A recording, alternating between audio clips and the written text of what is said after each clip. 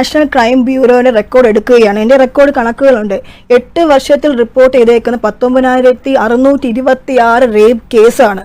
അതിൽ കഴിഞ്ഞ 3 വർഷം മോർ ദാൻ 7,500 കേസ് റിപ്പോർട്ട് ചെയ്തിട്ടുണ്ട്.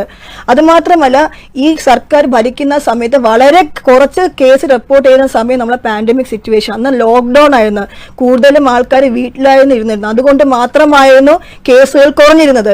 ഇനി ഇവർ പറയുന്നത് പോലെ വുമൺ സേഫ്റ്റി അവയർനെസ് പ്രോഗ്രാം ഒക്കെ കൊടുത്തുകൊണ്ടിരിക്കുകയാണെന്ന്. അങ്ങനെ വുമൺ സേഫ്റ്റി അവയർനെസ് പ്രോഗ്രാം കൊടുത്തുകൊണ്ടിരിക്കുകയാണെങ്കിൽ ഇത്രമാത്രം പെൺകുട്ടികൾക്കും സ്ത്രീകൾക്കും കുഞ്ഞു കുട്ടികൾക്കുമെതിരെ എങ്ങനെ ആക്രമണം എങ്ങനെ ഉണ്ടാവുന്നു? അതുമാത്രമല്ല, ഇവർ പറയുന്നു എല്ലാ കേസും അറസ്റ്റ് ചെയ്തുകൊണ്ടിരിക്കുകയാണെങ്കിൽ ഈ പറയുന്ന 19,626 റേപ്പ് കേസുകളുണ്ട്.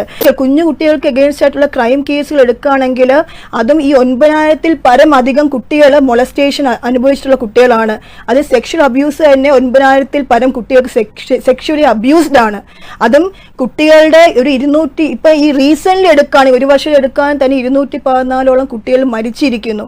ഇതൊക്കെ എന്താണ് പറയാനുള്ളത്? POCSO case 4,641 POCSO case. ഈ പറയുന്ന ഇത്രയും ക്രൈം റിപ്പോർട്ട് ചെയ്തിട്ടും ഈ സർക്കാർ എന്താണ് ചെയ്തിട്ടുള്ളത്? എന്തെങ്കിലും അവർക്കെതിരെ പറയുകയാണെങ്കിൽ സ്ത്രീകളെ അഴിച്ചമർത്തി അല്ലെങ്കിൽ വളരെ അബ്യൂസ് ചെയ്യുന്ന രീതിയിൽ സോഷ്യൽ മീഡിയയിലൂടെ ഹാൻഡിൽ ചെയ്യുന്നു. ഏത് രീതിയിലാണ് സർക്കാർ സംരക്ഷണം നൽകുന്നത്?